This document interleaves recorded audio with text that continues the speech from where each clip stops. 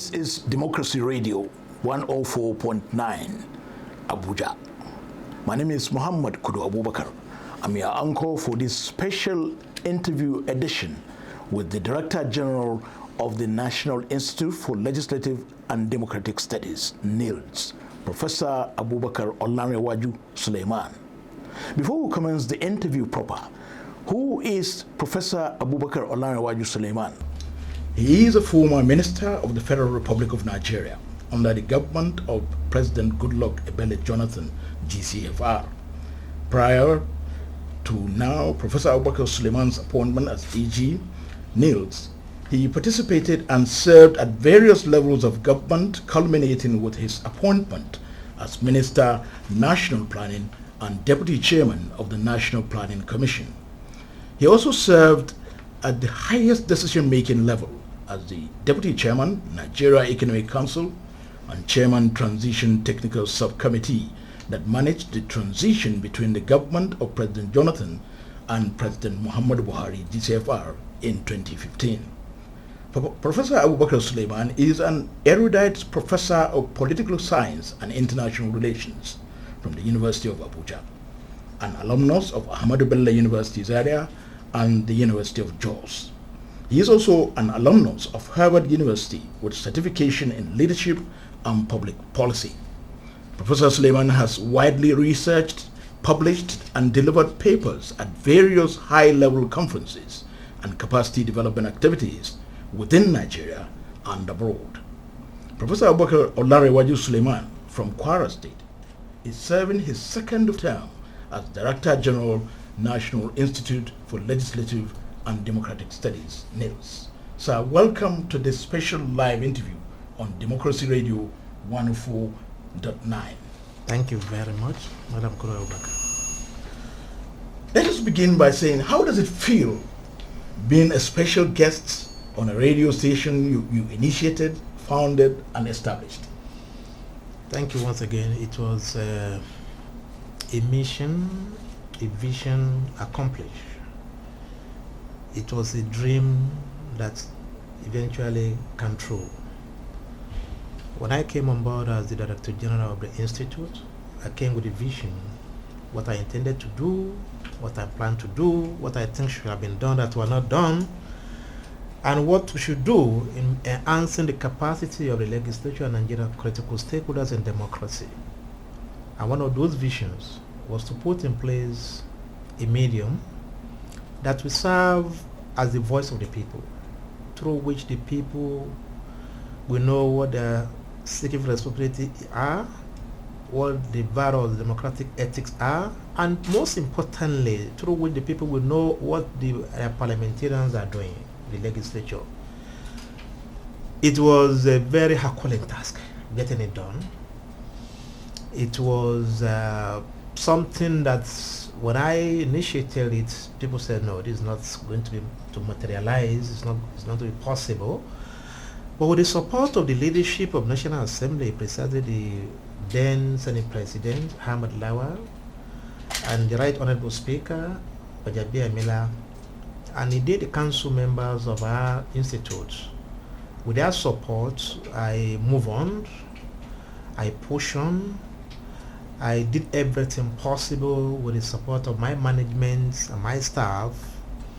And at the end of the day, a week to the exit of the 9th Assembly, this dream, materialized, and this station came on board.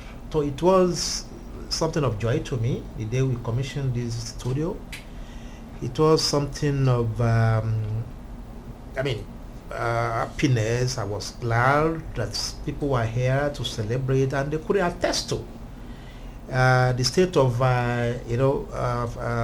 facilities that were put in place. So I think it was something that I'm happy about, and not only seeing it materialize, the kind of people that are working with us in this station, the kind of manpower we have garnered, the kind of resources put in places. I think it's something that I would say I'm fulfilled. It's a fulfillment. It's a dream come true, and I'm happy about that. In your speech at the commissioning, you did mention that it took you the last 2 years preparing for that D-Day. But specifically, what will you say were the objectives that guided you leading to the establishment of the Democracy Radio Station and including the Center for Legislative Security Analysis? I think the essence is very clear. One, the parliamentarians, especially the National Assembly members, they've been misperceived. They've been misrepresented. Nigerians are not well informed about their activities and their programs. There were a lot of wrong narratives about the National Assembly members. And beyond the yellow chamber, where issues were discussed, resolution moved, debates, bills passed, the people could hardly hear them outside the chambers. And because of that, there are lots of these wrong notions about what they do. Either we like it or not, the legislature is the epitome of democracy, is the signpost of democracy. Without the legislature, there's no democracy. And sincerely yours, to me, is the most important organ of government. Globally, they are not well represented. And we just believe there must be a voice. Let people know what their parliamentarians are doing. Let people know what the elected representatives are doing in the various assembly. And that, to me, as far as this country is concerned, there's no any voice, there is no any medium that transmits, or disseminates information from the parliament to Nigerian people. There's no any feedback mechanism through which people get to know what their parliamentarians are doing. Yeah, once in a while they do, each of the members go to their constituents, they talk about the Constituent Assembly, town hall meeting. I mean, that does not really address the issue. But when we have a medium like this that could transmit, disseminate, and report precisely meant for the workings of the parliament, it will go a long way in building the nexus between the governed, and the governors, between the people and their elected representative. And that's the gap we bridge. The disharmony will not be there any longer. The friction will not be there. It will be minimized, and people get to know what they are doing. Secondly, I observe again that Nigerian people, especially the electorate, they are expected to wait till election comes before they get to know what their civic responsibilities are, what democracy is all about, what to do in election, when to collect PVC, when not to. We shouldn't wait till that time before we get things done. We ought to have gotten a medium, maybe floated by INEC or any of the organ of government or any agency of government, devoted, committed principally, to enlighten Nigerian people on democratic ethics and democratic principles. Enlighten Nigerian people on their civic responsibility. Enlighten Nigerian people about electoral process. That has not been there. So this vacuum, of not having a medium that serve as the voice of the people to their representative, that serve as the feedback mechanism organ between the elected rep and their people, and not having a medium that would disseminate information to the electorate on what their civic responsibility are all along, is what inform, the establishment of this station. In other words, the essence is political. The essence is about democracy, about building democracy. The essence is about establishing a linkage between the people and the elected representative. What of the center, the legislative center? Oh, the legislative center for security analysis. Simple. We observe that this country has been undergoing a lot of security challenges, and globally, people believe when you talk of insecurity or security sector, it falls within the purview of just the executive. The parliament knows nothing about what goes on in the security sector. So when it comes to lawmaking, when it comes to oversight of that sector, they have little or no knowledge about it. And in a global environment as well, in the US and some other climes, they have an institution or a body under the parliament, which responsibility is to brief the parliament about the security dynamics in that country, to come out with briefs, data, identify what are the security threats, undergo researches on security related issues, and fill the parliament on what to do, so that by the time they are taking decision on security related issue, they are taking that decision from an informed position. They don't need to wait for service chief to brief them. They don't need to wait for the executive to brief them. They have an organ under them too that perform this work of research, the function of drafting, motion drafting, data, brief analysis, scrutinizing, and identifying serious security threats, in our clients. I think this is what informed this. They don't need to go to defense college, to war college, to NDA, or to any military institute. So I think this one is specifically, every other security agency in this country is under the executive. So we must have an intellectual body under the parliament, just as we have for the NILDS that does the functions of budget analysis for the parliament. We must have an agency like this, or the center like this, whose mandate is to brief the parliament, to assist them in data brief analysis,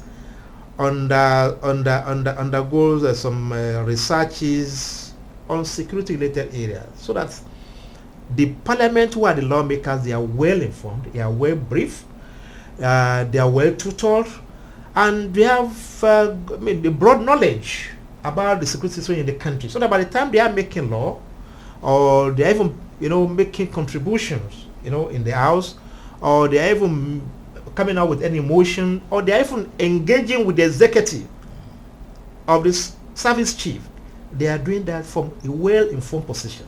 This is what informed the establishment of the Legislative Center for Security Analysis under the National Assembly. Will there be avenues for partnership between the center, or collaborations between the center and other security agencies and institutions? Of course. It's not something we can do in isolation. We need to relate with them. The center is coming up. The director of the center is a professor of security study, with some other deputies under him. He has been mandated on what to do. They have come up with a blueprint. Definitely, in getting this work done, it's not a solo job. They need to engage with the other centers. They need to engage with other security agencies in the country. They need to partner with them. They need to link. Even when you talk of other security agencies, I keep on saying one thing: you can't fight war. You can't fight insecurity. You can't name insecurity in the board relying on the instrumentality of weapons. One of the best way, in fact, the starting point of addressing insecurity is through research. We must underscore why. Why are people that are living together over the years now turned to enemies? You must killing each other. Yeah. Well, you must understand. So that is the missing point. We have spent trillions of nairas on the issue of insecurity. We have not seen results. Because while we spend trillions of nairas on insecurity, trying to fight insecurity, insurgency, kidnapping, we could not even devote 100 million on research. We must try to identify the cause or the causes of insecurity. When you tell people, talk of Fulani, the S-men, why are they all along, all of a sudden become enemies to one another? So we have not really invested so much on researches, and that is where we are coming in. University ought to have been mandated to conduct researches. The advanced democracy, the US, the UK, when it comes to Nigeria, before they could give you a penny as aids on insecurity, they want to underscore why. What is the problem? So the essence of the center, therefore, is to perform this work, to close the gap, the missing gap. Before we spend Ikobo at all, we must try to understand why we are into where we are. And that is why I want to believe that the various security agencies in the country under the executive, they will benefit so much from the center, because very soon we are not just starting the center, we are trying to even collaborate with other centers, institutions across the globe, similar institutions across the globe that were ahead of us, so that we can learn on how they started, their own dynamics, and see how we can bring that on board on our own issues and challenges in the country. Let's come back to our baby, the Democracy Radio 104.9 FM. You've told us the reasons that are for the establishment, but one would want to know certainly the scope of the radio station, and more importantly, are there plans to expand it to become a radio and television station in the near future? You see, that we came on board as a station, the first of its kind in West Africa under the Parliament, it's a glad tidings. It's something we need to be proud of. And it's all about information. It's all about dissemination. It's all about enlightenment.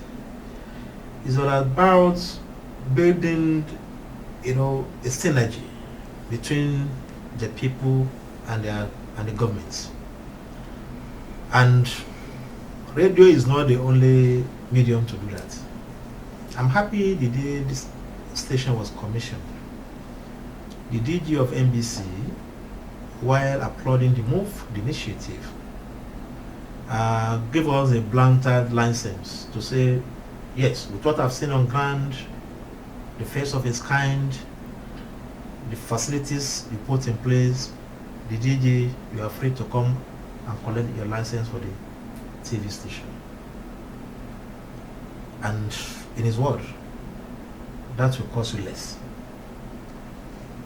We have a vision to ensure that the elected representatives are not misunderstood.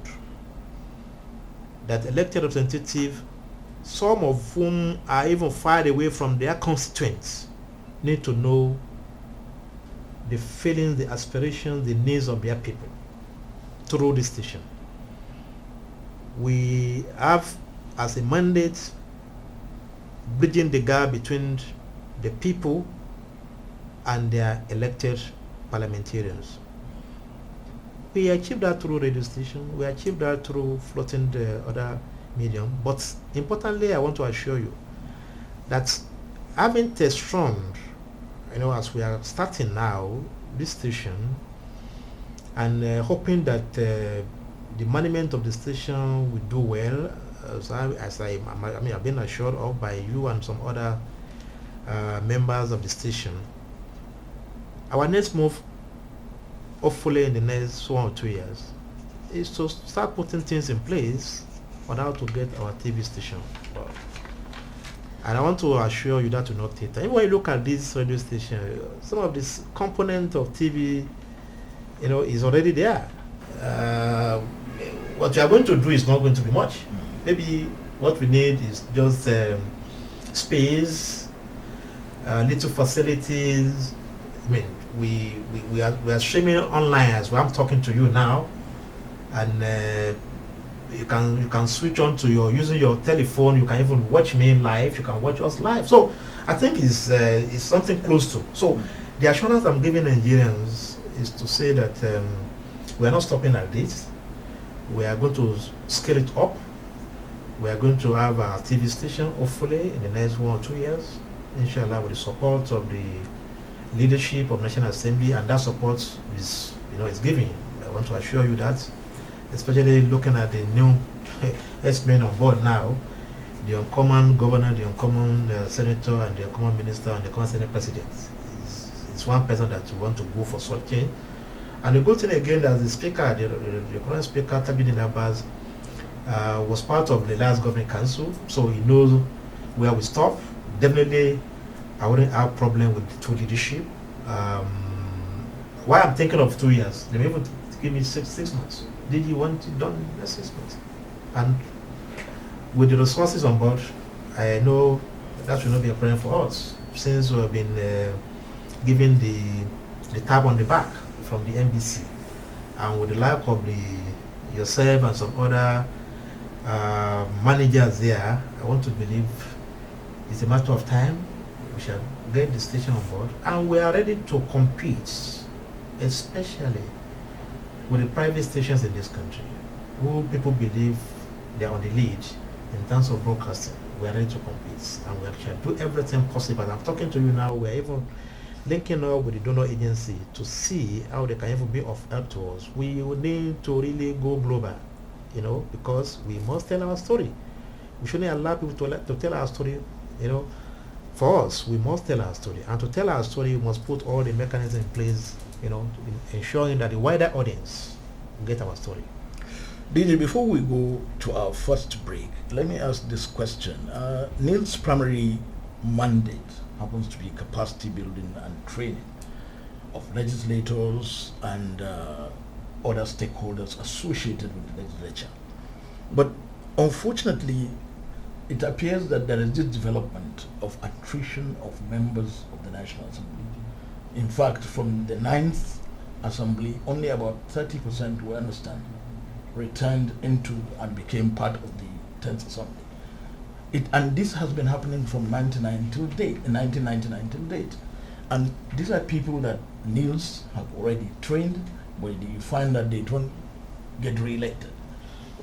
What strategy is NILDS putting in place to ensure that the institutional knowledge already garnered does not just fritter away? I think for the past 5 months, I've been on this issue of high turnover rates. And there's no doubt about that. My argument has been, we are wasting resources. We have wasted resources. The institutional memory is key to governance, especially at the level of parliaments. We need more experienced parliamentarians. We need more experienced legislature. We need more experienced stakeholders and governance. And the rate at which we are turning out the experienced one, who we have invested so much on in the last 4 years, is a worrisome development for all democracy in this country. And to us at the Institute, we are not happy about it. We are worried about it. We know how much we have invested in the last 4 years. We know how much the donor agencies have invested. We know the kind of activities and programs we put in place to get them to where they were before the various primaries and main election, turn them back home. It's something we need to really look at as a country and as a democracy. And I've said this on several occasions. We need to do a lot of advocacy. We need to come up with a lot of legislative and policy, framework to address this issue. But most importantly, that has happened. Yes, we have lost the memory, institutional memory. We have new people on board. As per the Institute, when we saw this and it has happened, we have come up with a lot of initiatives. Because one, having new set of parliamentarians definitely will affect the takeoff stage. It will affect the takeoff stage. It will slow pace the moment, the governance process. Because where we were before, there are so many bills and motion that got stuck. Maybe at second readings, even third reading. And one is hoping that, okay, when they come board, the same set of parliamentarians come on board, they will take it from there. Yes, you may start all over, but the process will be so faster. But now we have new set of people that are not even in the picture of that based on motion. So it's like starting all over again. starting all over again in terms of even getting to have an idea of what the bill is all about, or the motion is all about. Starting all over again in terms of understanding the rudiment of the process, legislative process. The last time, about a week ago, when I saw the new parliamentarians in House of Rep, when they were trying to, point of order, this and that, it was just, people were so excited, they want to be saying, but they're not getting it right. Because they are new. And it will take time before they understand how it works. So, it's drawing us back. But again, at our institute, that's where we are. That's the essence of the institute. Is to train them. Is to enhance their capacity. And because of these will there be some crash program? Unexpected challenge or challenges, we have identified some programs for them. One, we had induction, which we did in partnership with National Assembly management. But again, that was not enough. When you put 250 in a class, that was not neat enough. We still need to. So, on account of that, therefore, we try to evaluate the induction program. We identify some gaps, we identify some lacuna, we identify some shortcoming, and on account of that, the institute now went back to the leadership of National Assembly. We presented a memo to the leadership on coming up with a refresher certificate courses for them. And the Governing Council, under the leadership of the Senate President and the Right Honorable Speaker, approve of it. And what we intend to do this time around is, rather than putting them 250 people or 200 people in the class, we want to see how we can segment it. Maybe 50, 30 in a class, and that will take a week. It's going to be a very intensive and thorough tutoring, for these 30, 50 parliamentarians. It may stretch up to 3-4 weeks. So we have that in place. Precisely when we are commencing, I can say precisely now, because we are still expecting some funding challenge. Secondly or thirdly, the leadership of National Assembly itself, we are organizing a retreat for them, hopefully outside Abuja, away from the center. The leadership, the Senate President, the principal officer, the speakers, and hopefully by the time we get the approval of the leadership in terms of the timing and the venue, that will take another 3 days. It's going to be very intensive. We hope it takes place either in Lagos or Akwa Ibom, at their own convenience. Then thirdly, legislative business is a committee work. Committee is the key thing in legislature. Committee is the engine room. In some climes, plenary is inconsequential. They do work, they do the election through committee work. So if you don't stretching or enhance the capacity of committee, you're just wasting your time. So what we are trying to do now, as the fourth layer of our capacity building for the year, is to now organize training for chairmen and deputy chairmen of committees of both the House of Representatives and Senate. So we have these 4 layers of capacity building outlined between now and December, hopefully.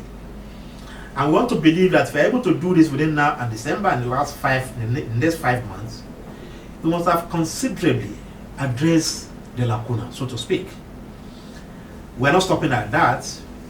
Hopefully by next year, it goes pay our life. We now look at committee needs, public account committee, through our partnership with CARS and some other donor agency. We talk about the issue of oversight. We talk about the defense committee. We talk about, so we now take committees. As we are doing this, we are not leaving out the parliamentary staff too, who are the bureaucrats that really put them through. So I think these are the challenges. By the time we have all these training in place this year, that will be the first of its kind in the history of the institute. And I want to believe with the calibers of our resource persons, our research fellows, to a large extent, we're going to address the gap, the knowledge gap, identified in our new parliamentarians. You are listening to a special interview session on Democracy Radio 104.9 FM, coming to you live from our studio here in Abuja. We have this special interview session with the Director General, National Institute for Legislative and Democratic Studies, NILDS, Professor Abubakar O Sulaiman. In addition to this broadcast on our terrestrial station, you can also participate online by visiting www.democracyradio.ng. And you can also join us live and join this discussion by calling on 0810-855-1189. Once again, 0810-885-1189. Don't touch your dial. Stay tuned, as we will be back very shortly.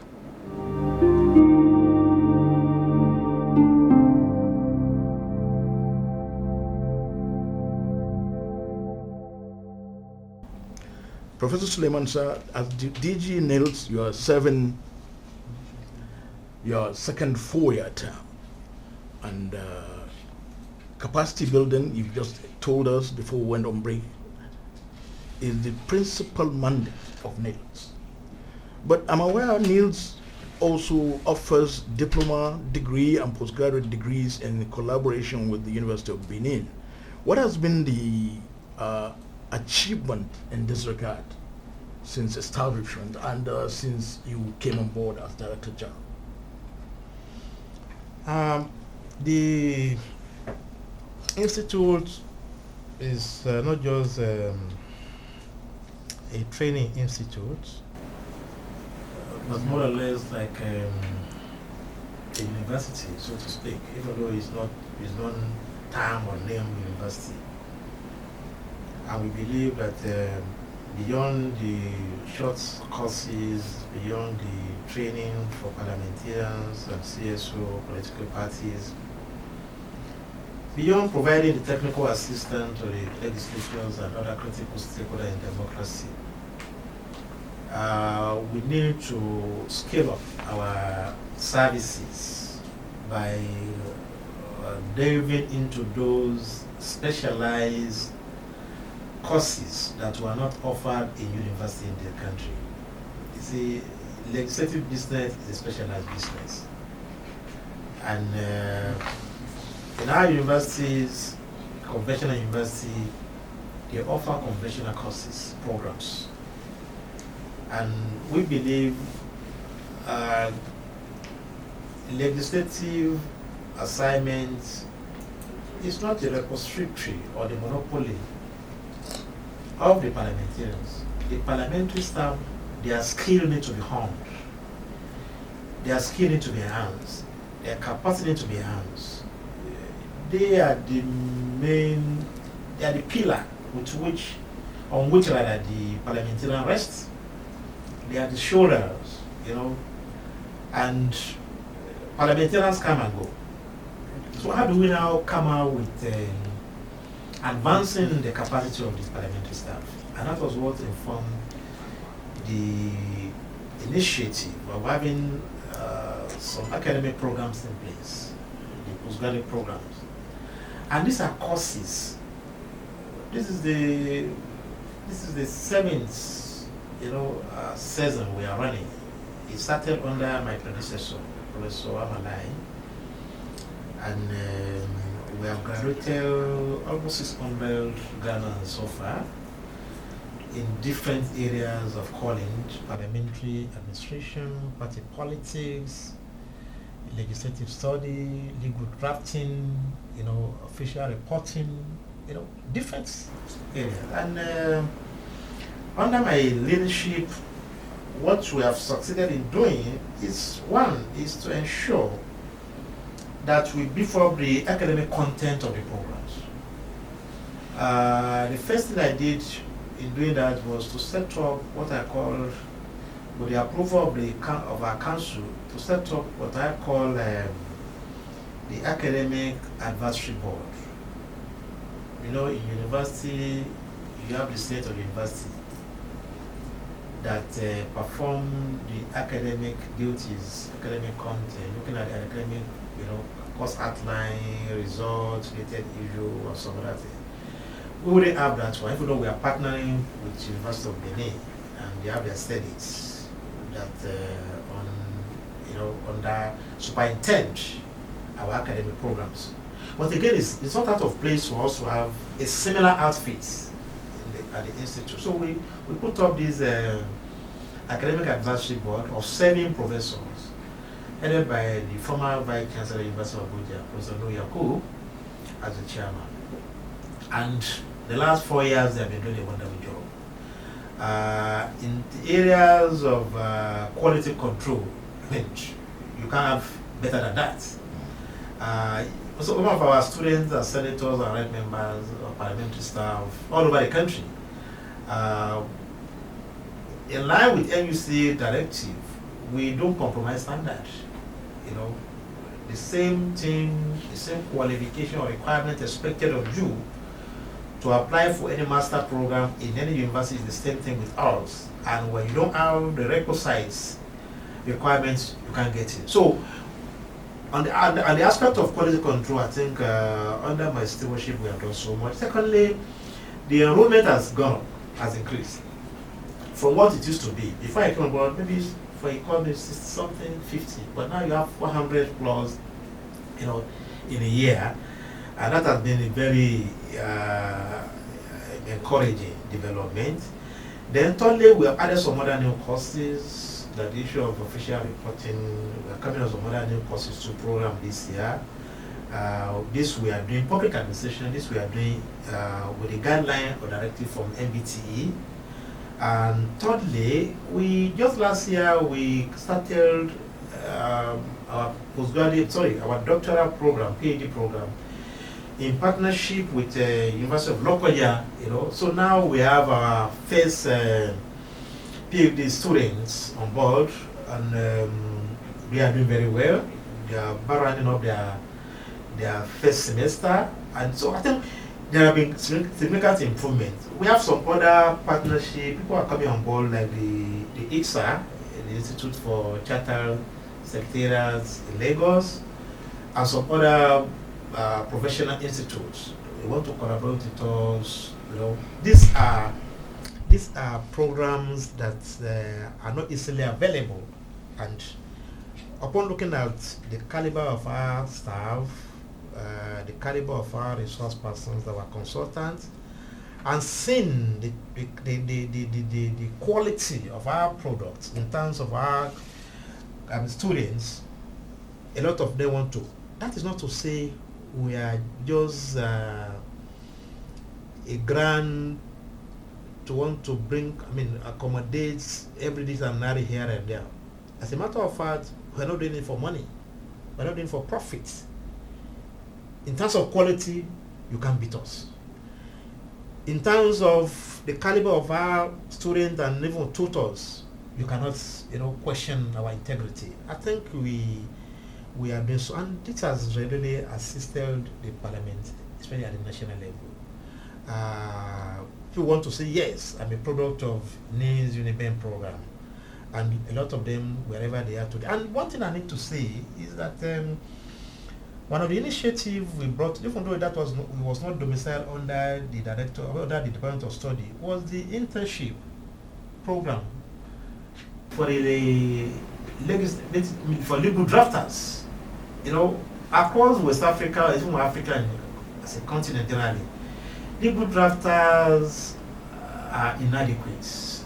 People come from Ghana, they come from Cote d'Ivoire, they come from Benin Republic, Ethiopia, asking for legal drafter. They don't have no legal drafter because legal drafting is not a course per se, being taught in university all over. So we are short of legal drafters, and on account of these clamors, we commenced a program year 2022 on internship for legal drafters. I'm happy to let you know that we have produced almost 50 young legal drafters. Just 2 days ago, one of the parliamentarians, that's what I remember, asked me, DG, please, I need your assistance. Myself and my friend, we want drafters that to serve as our aides. We don't just want anybody anyhow. We want an aide that can draft this for us, draft motion for us. So these are the kind of thing we are doing, and I want to believe with enough resources, we'll be able to accommodate more of those interns. DG, sir, recently you held NILDS 2023 Democracy Day lecture with the theme Democracy and the State of the Nation towards agenda setting for the new administration.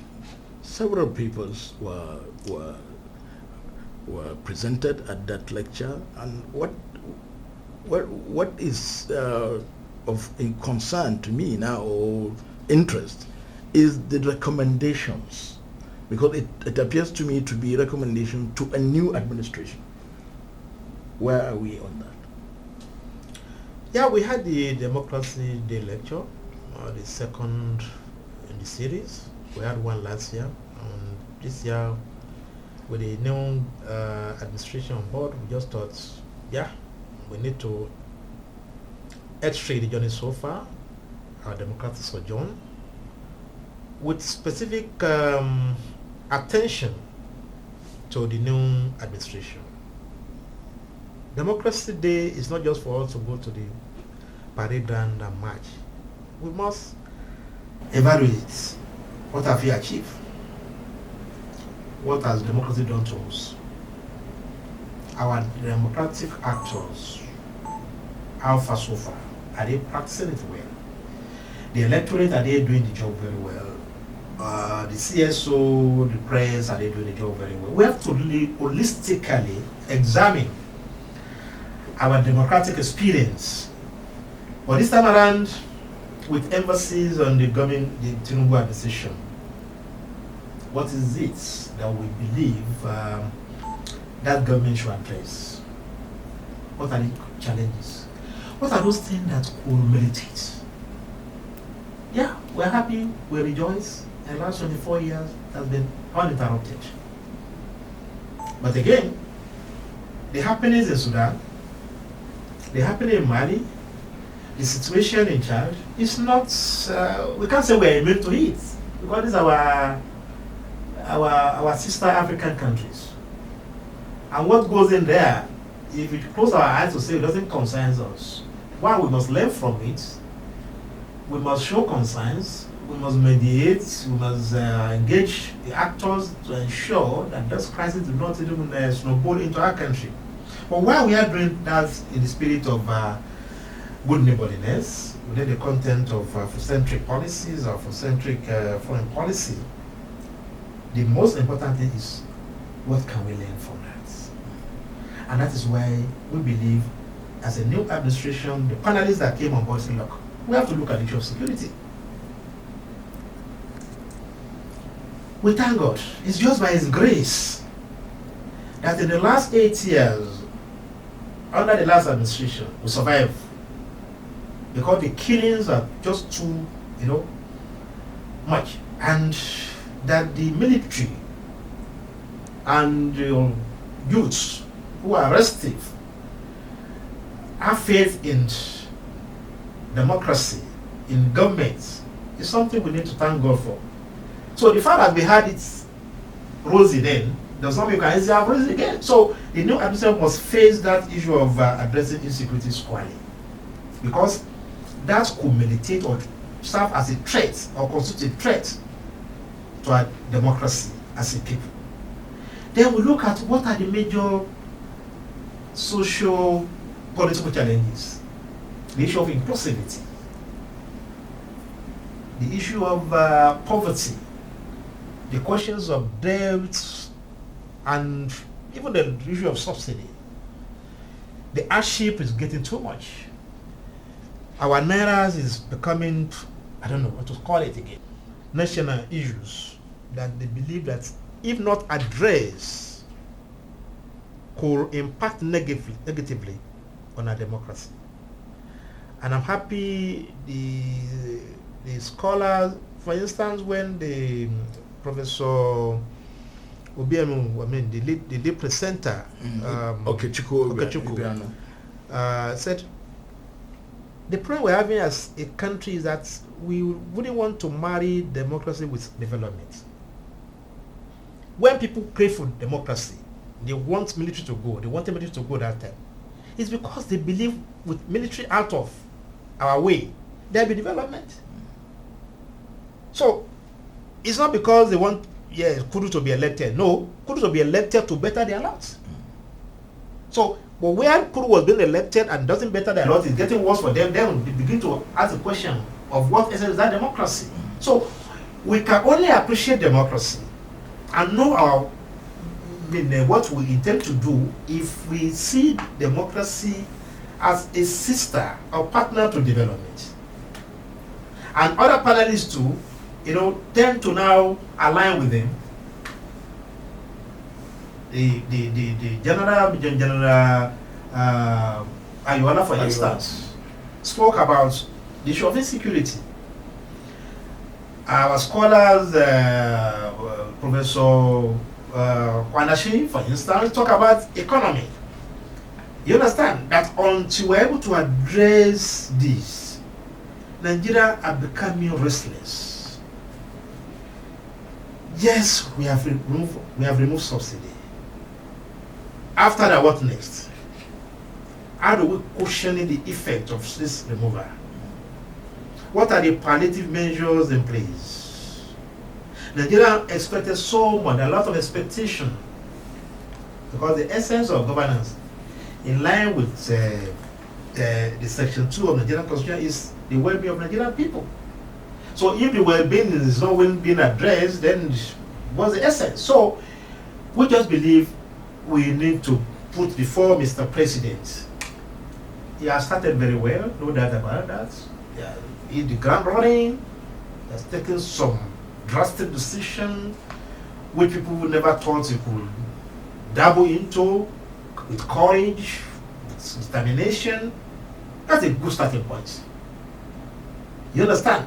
So while going forward as a think tank, organ of National Assembly, as a critical intellectual academics, we need to now, from the point of knowledge and information, I'll put before him, these are expectations of Nigerian people. These are the things you can do. When talk of inclusivity, people talk of inclusivity by just looking at the issue of trying to bring in only some other disenchanted people. The Southeast, this and that, the other political party, opposition party that were not, it should be carried along. But what about inclusivity in terms of gender? Inclusivity in terms of people with disability? In terms of youth? What lesson have we learned from the SARS protests? How, integrating our youth to governance. And these are very critical. These are issues. How integrating our people with disability. The gender question is a fundamental question. Nigeria, we are gloating over it. How could we have one only senator with just 3 female senators? How could we have 360 House of Reps, just 15 females? That is not democracy. So I think these are issues. If at the level of electioneering we got it wrong by not electing them, the female for instance, into government, at the level of appointments, as what I meant to know, should look into it. And looking at it should be holistic this time around. So these and some other vital issues are what constituted, our discourse, our discussion in democracy. And what we intend to do as an institute is to now collect the findings, the summations of the panelists, and indeed that of the audience.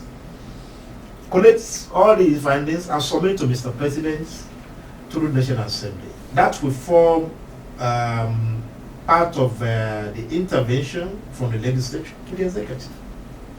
Ladies, we should be going to our audiences now, because Democracy Radio 104.9 believes in robust feedback, and that is why those listening to us can join us and join this live discussion by calling 0810-885-1189. 0810-885-1189.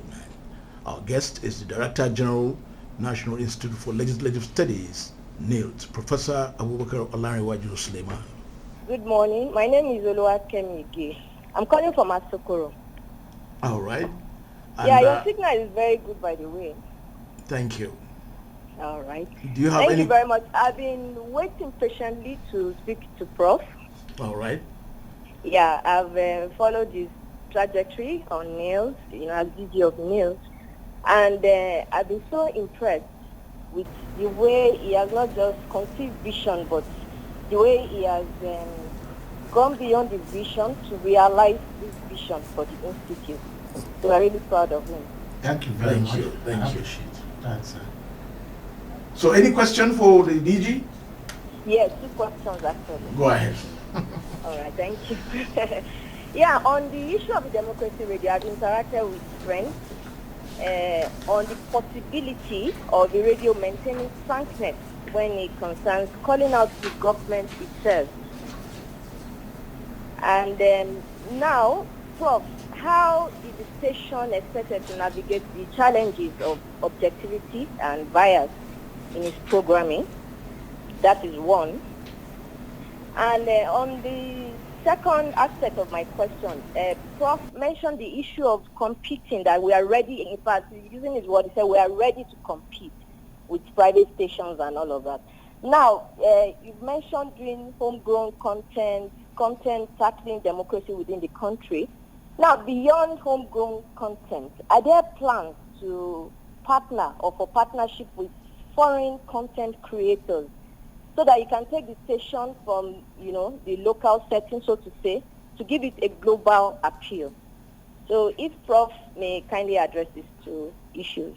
Thank you very much. Thank you, Oluwakemi, Professor. Oluwakemi, thank you very much. And I'm very inspired, by that sort of love and appreciation. I want to assure you, yes, I'm a political appointee, and I'm here for the next 4 years, inshallah. Our problem in this country is that a government can plan very well, another government can at times we don't want to continue from where the producers stop.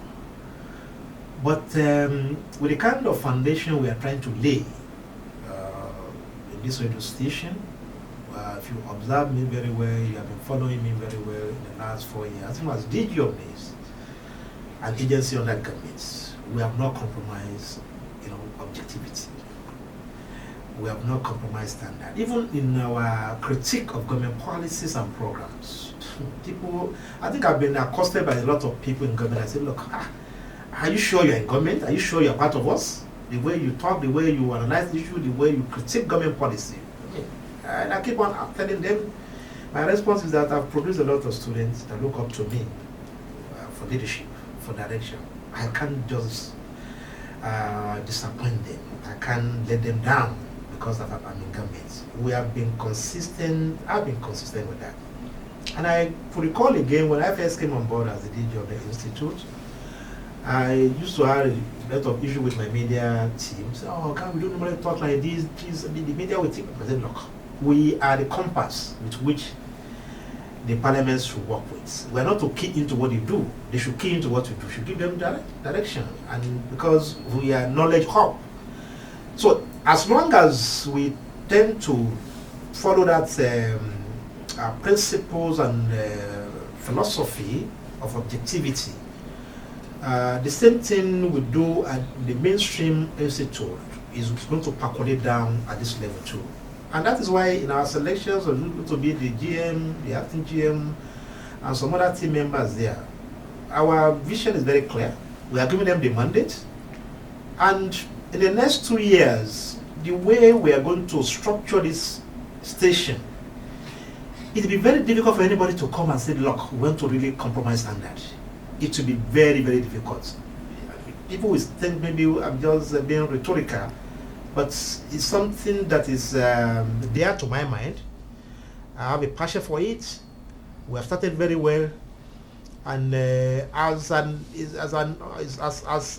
body, you know, a wing, a component of the institute, intellectual capacity institution, you can't be seen to be mediocres. We will not do that. I want to assure you we will not do that. We are going to be very objective in our analysis of issues. My prayer is to get for NBC to remain NBC. If the regulators of the broadcasting station allow us to do the needful, we'll be critical of government policy, of course. We'll be objective in our analysis of issues. We tell them what they need, you know, to know. We get feedback from Nigerian people and get it, you know, disseminated into the system. I keep on saying, political system is about in and out. It's about outer environment and, you know, in environment. And whatever happens within the inner environment is a reflection of what comes from the outer environment. If the outer environment do not speak, do not criticize constructively, do not engage them, the inside will just believe what they are doing is right. And that is why this station must not toe the path of some station before it. We are going to be very critical constructively. We are going to be very objective. We will not be, it's not about undue radicalism we are talking about here, but objective in terms of being constructive. Because the better construct in terms of ideas we give into the system, the better for our system. If we fold our arms and say, yo, let them do what they want to do, it doesn't concern us. When election comes, we're going to vote. Let us get bad. We don't want the military to come back to governance again. And we can only disallow it from coming back to governance if and only we do the right thing. Secondly, we are going to compete. Our content of our program is going to be built in a way that we'll be able to compete with. I don't want to mention it because we are advertising some stations, but in doing this, we are partnering with some other agencies across.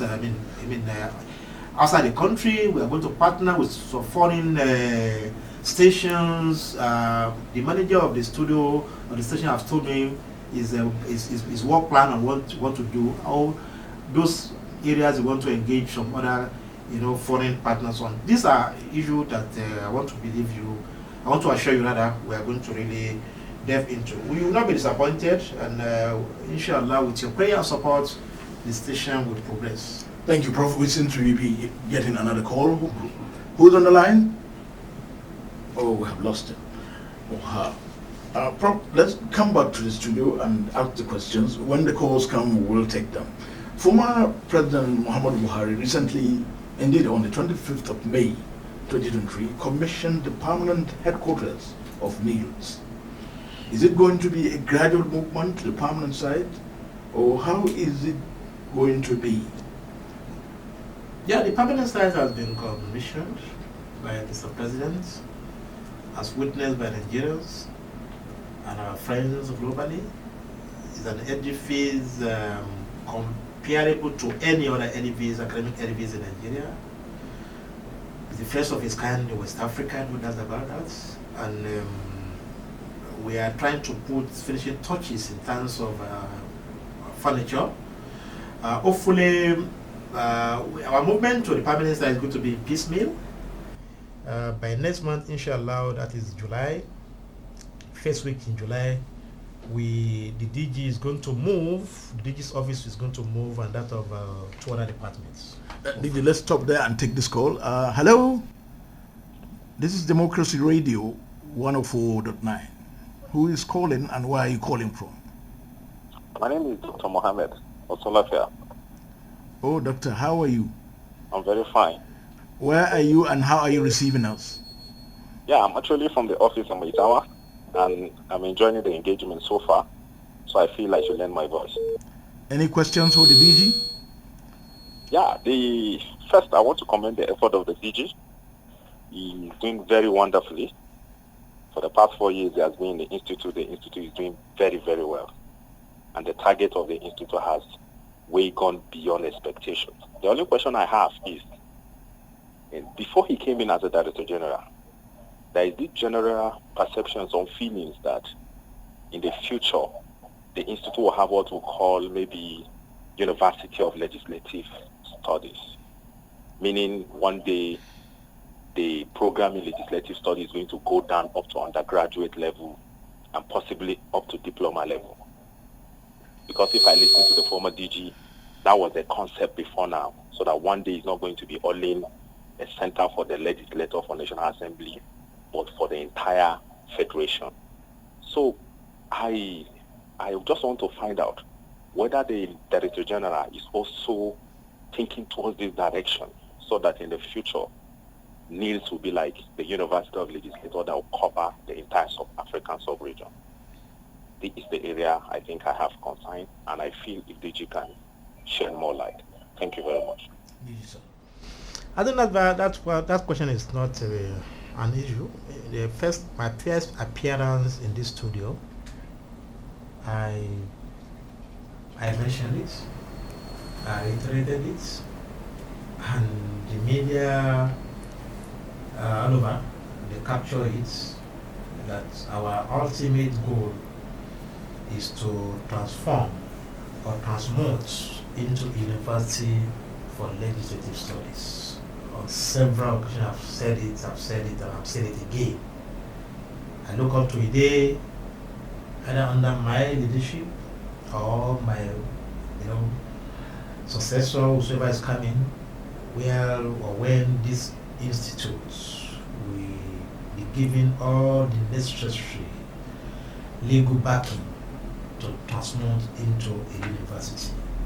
That is not negotiable, inshallah. Well, the new large location at the new headquarters, permanent site, if we call it so, what will you say, how will it impact the output of NILDS? Relocation and the fact that it's a larger environment, more space for the researchers and fellows and what have you. You have said it all. It's like the size of the location, the serenity, the facilities. These are things, infrastructure that key into productivity. I mean, as I keep on saying, when people enter that permanent site, the structure itself markets itself. It markets the institute. And I don't see, unlike where we are now, that when a staff want to close at by 4 o'clock, want to run away. When you are in that location there, with the kind of facilities there, you forget, when it's raining outside, don't know it's raining outside. You forget yourself inside. So I don't, the place itself is a stimuli. Let me use that word. It's a stimulus, it's a catalyst. Our staff want to work. And one good thing is about our friends that come from other countries, our partners, from other ECOWAS region, when they come to that environment, as the Speaker of Ghanaian Parliament told me when the day of commissioning, he said, DG, I need to do more with you. Expect me to come back, and I'm sending my people here.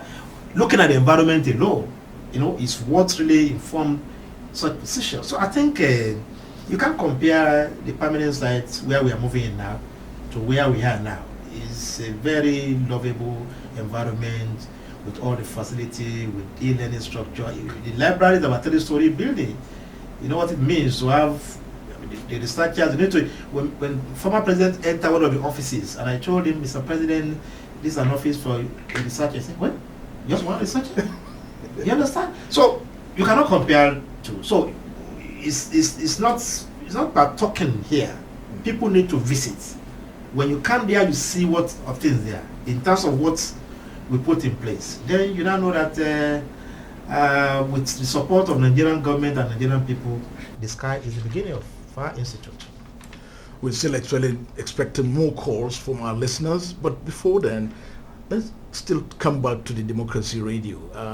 What kind of partnerships, support, or assistance would you solicit for the radio station from stakeholders like the civil society, public or private enterprises, and even foreign donor agencies? For the civil society organization, the only support I need from them is for them to patronize us. The station is their station. And they should engage the people, the elected representative, governments, people through the station. They should come. You understand? The donor partners already were engaging them already. Just 2 days ago, I had a meeting with their partner, the Conrad Ernest, to talk on how they can assist us. They can assist us in getting some facilities, equipment. Hopefully by August or September, we hope to pay a visit to their parliament, and it's part of what we are going to discuss with them. In fact, as a matter of fact, the issue of heading our station that they are drawing board for the past 2 years. As a matter of fact, they even promised to give us some equipment there. So, and that discussion is still on. So we need to, crystallize that, by the time we pay that visit to them in September, hopefully. So I think we are going to do more of partnership with donors, but that is not to say we shall be subservient to anybody. Is we do that within the content of international relations. We do that within the content of forming a synergy with stakeholders across board, either within or outside the country.